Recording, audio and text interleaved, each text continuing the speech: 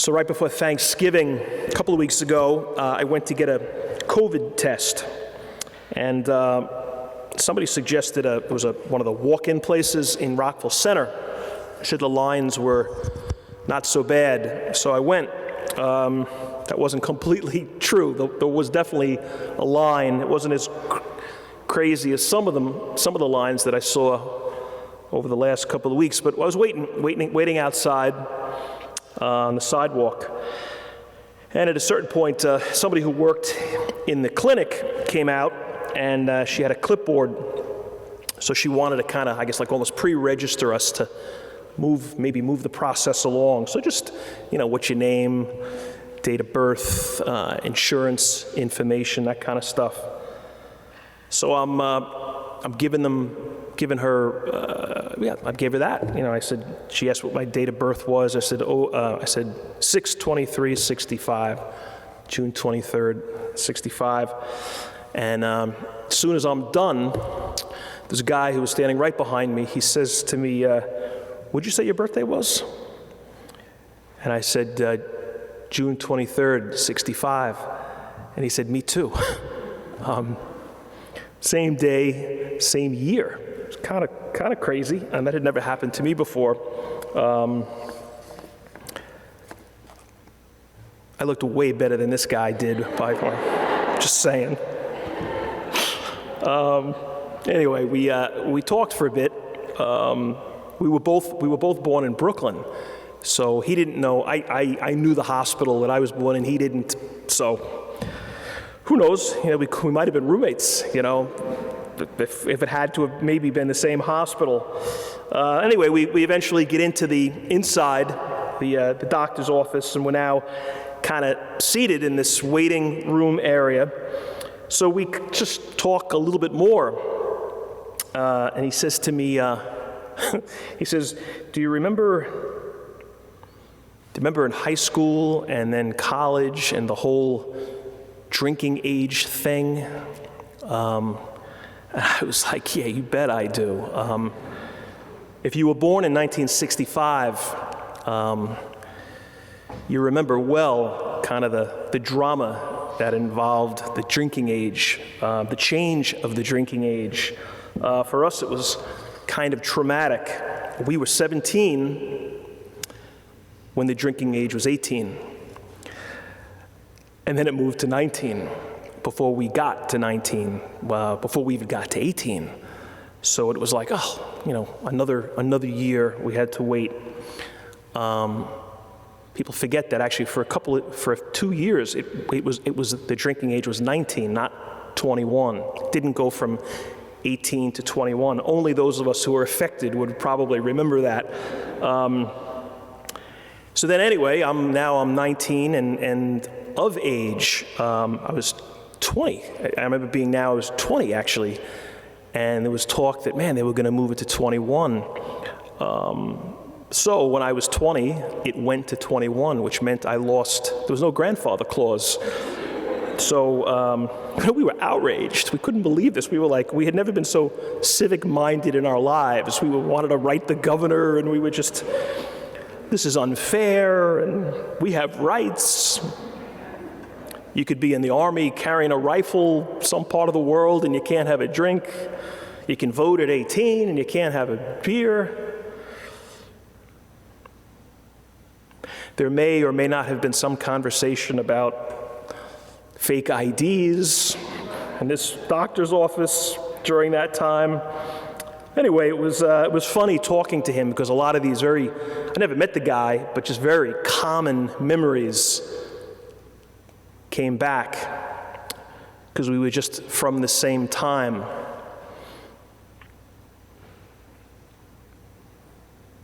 And then we kind of stopped talking for a little bit, just sort of, ran out of stuff to talk about, I guess. And then he comes back in conversation, and he said to me, do you remember the feeling of sort of like relief and almost like welcome when we finally turned 21? When you could finally get into a place, Nobody was stopping you. I mean, they would proof you, but you got in. You were allowed in. I totally remember that feeling. It was just the best to now be kind of included.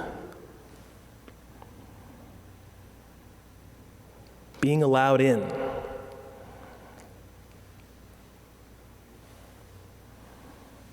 I remember when I was a kid being at a birthday party, and I was young. I mean, I don't know, I was probably like 7 maybe or 8. And I don't even remember, I know details of this. It was so long ago, I barely remember the peripherals, but I remember this. It was at this party with other kids, and a group of them decided that they had formed a club. Whatever that meant. You know, there were 7, but like they had formed a club. And it was obvious, it was clear that I wasn't in it. And that's why they were coming over to tell me. And they said, you need to know the password in order to get in the club. I didn't know the password. I didn't even know there was a club. I mean, prior to probably 15 minutes before, there was no club. So I couldn't get in. Like this imaginary club, essentially, I wasn't welcome in because I didn't know the password. You know, it was 7-year-olds being 7-year-olds, but man, I was upset. I remember crying to my mother about it. They weren't letting me kind of be part of their club. Being excluded is terrible. How could I remember that? How many years later? Or at least the feeling I remember clearly.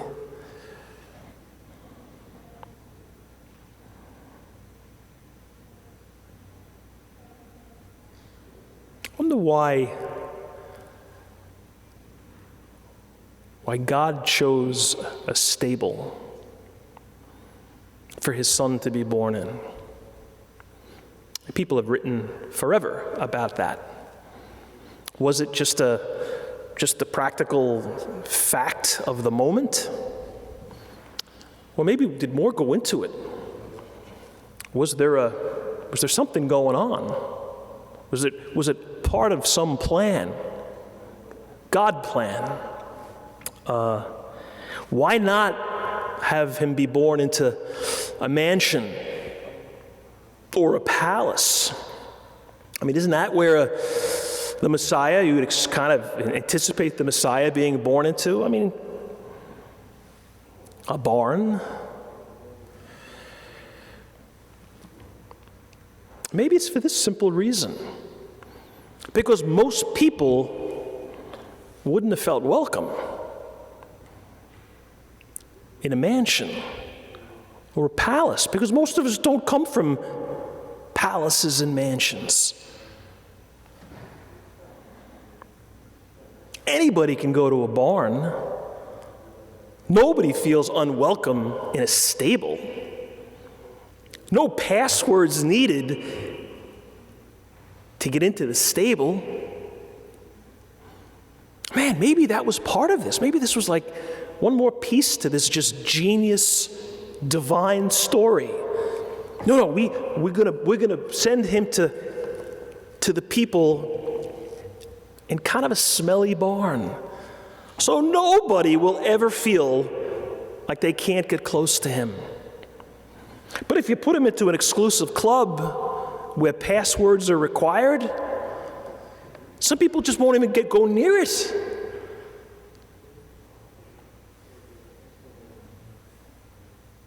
The shepherds wouldn't have gone anywhere near a palace. They would have felt beyond unwelcome in a mansion. They were shepherds. You know, I remember reading this article a couple of years ago now, and it was about this woman from Poland who had died. She was probably she was elderly. I forget how old she was, but really the reason her death made the news was this experience that she had had years before. Listen to this. In 1943, there was an uprising against the Nazi occupiers in the Jewish ghetto in Częstochowa, Poland, which the SS quickly crushed, killing many Jews. Many more were sent to death camps. Those who remained in Częstochowa worked on as slave laborers. It goes on to describe this girl, Jewish girl, who had been separated from her family. She escapes from one of these camps. Just 13 years old and exhausted and malnourished, Edith Zaire found her way to a depot along one of the train lines that ran through Częstochowa. Believing her family was alive in Krakow, she climbed into a coal car that was part of a train that she hoped would take her there, back to her family. But the cold wind that blew through the open car was too much to bear. And about 2 hours later, in fear of being frozen to death, she climbed out of the car when the train stopped. She sat outside the train station. Each passerby ignored her, though it was clear that she was a refugee. She was dressed in the numbered uniform, now ragged, that the always efficient Nazis made slave laborers wear. Anyone with eyes to see could tell how weak and hungry she must have been, but nobody came to her aid. Death was approaching, but a young man approached first. He was very good-looking, Edith recalled, strong and vigorous. He asked her, "Why are you here? What are you doing?" So she told him. The young man also wanted to know her name, and she told him, which then made her cry, because for years she had been merely a number. He walked away only to return with a cup of tea. As she drank, he said he was also headed to Krakow, and he pledged to help her get there. Fearing that she was starving, he went back to the place where he'd gotten the tea, and he returned now with bread and cheese. The stranger, familiar with the train lines and the schedules, knew that the soonest train destined for Krakow was several villages away.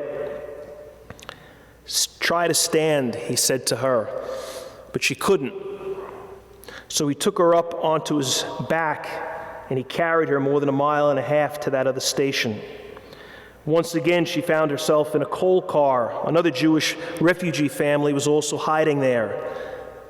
This young stranger settled into the car as well. He put his coat around Edith. He built a small fire in the bed of the car to provide warmth and light against the bitter winter cold. Finally, he introduced himself. "My name is Karol Wojtyła."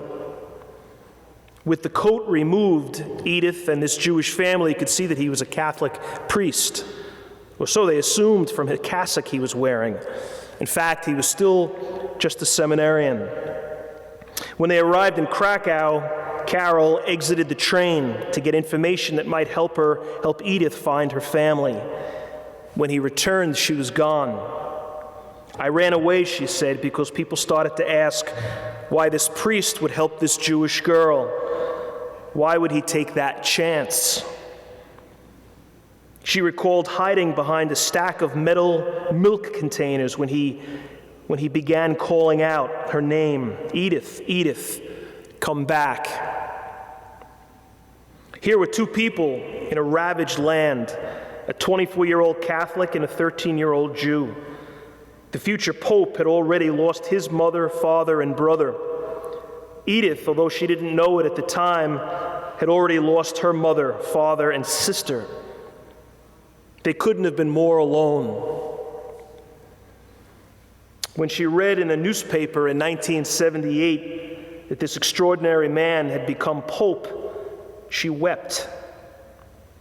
She wrote to him several times but never received a reply, not for 20 years. But in 1998, they were reunited in the Vatican. At that meeting, the Pope laid his hand upon her head and said, "Edith, Edith, come back." She said, "I wouldn't have survived had it not been for him." You know, the article goes on in more detail to talk about the chance that he took. She was obviously a refugee, and he was obviously rescuing her. He was defying Nazi martial law. He was risking his own life, saving hers. You know, what leads someone to do that, or to be that? I'll bet it's somebody who understands this stable thing. God being born in a stable. There's no password thing. No passwords needed to be part of the club. You know who I think it's not? You know what kind of person I think doesn't do what that future pope did? Somebody who's just spiritual and not religious. The one whose faith is only personal. The one who keeps him at a safe distance. The one who just doesn't want to get close to the stable. Because the closer you get, the further into the stable we go, the closer we get to him, the more we become rescuers, the more we become heroes, maybe even saints.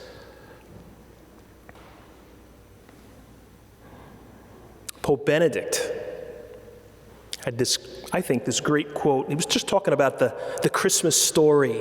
And again, this idea of man, of all ways of making this all happen, of all the ways in which God could choose to enter the world, it's this way, this place. He said, "We only belong to this family because his son came to pitch a tent among us." I love that. What a great line. What a great image. The only reason we're part of this family is because God decided to pitch a tent real close to us.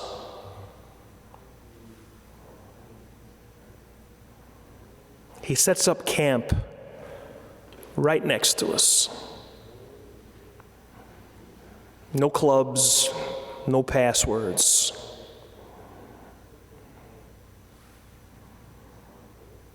It was interesting, that guy that I met in Rockville Center, our birthday kind of brought us together, our common birthday, and then generated, nice conversation for 15 minutes. Well, his is coming soon. So set up camp. Pitch your tent.